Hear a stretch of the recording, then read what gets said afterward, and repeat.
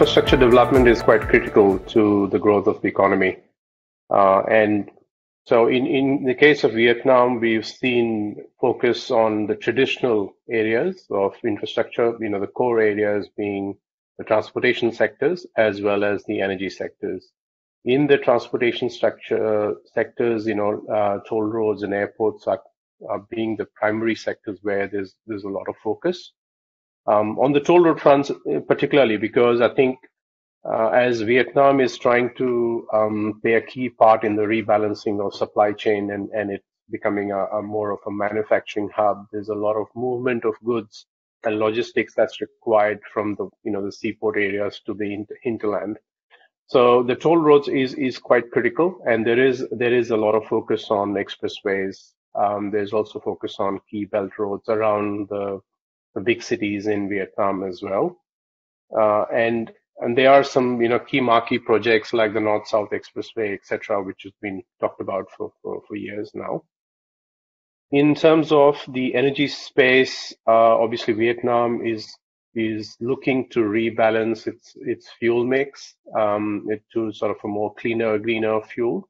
And renewables has been particularly been a very attractive place. Vietnam has been a very attractive place for renewable investments and has attracted a lot of equity and some bank debt sort of support for its renewable growth, and that has been quite promising. It has grown across the traditional wind and solar, but also there's a lot of interest in offshore wind as well. But I think given the scale of challenges that Vietnam has, I think there is now a focus also on to reduce the share of coal and sort of get a lot more gas fired plants as well in that mix.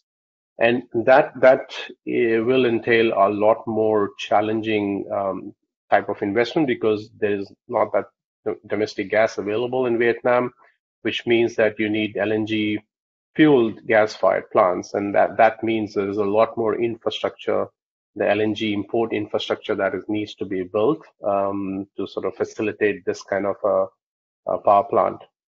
So there are some transactions announced in that space as well, and there seems to be some interest by sponsors, global sponsors, in undertaking that. Having said that, there is, whilst there is a lot of interest, especially in the renewables in solar and wind, there's very high fit rates, very attractive rates that have been there in the past, has attracted a lot of equity sponsors. We do see challenges in sort of getting long-dated funding, especially from the offshore capital markets. Fitch rated the Mong Dong power plant back in 2019, which was a project bond done from Vietnam. So that promised more transactions to follow, but we really haven't seen any more transactions in Vietnam. There has been some challenges in the bankability and investability of some of the power purchase agreements that's been in place.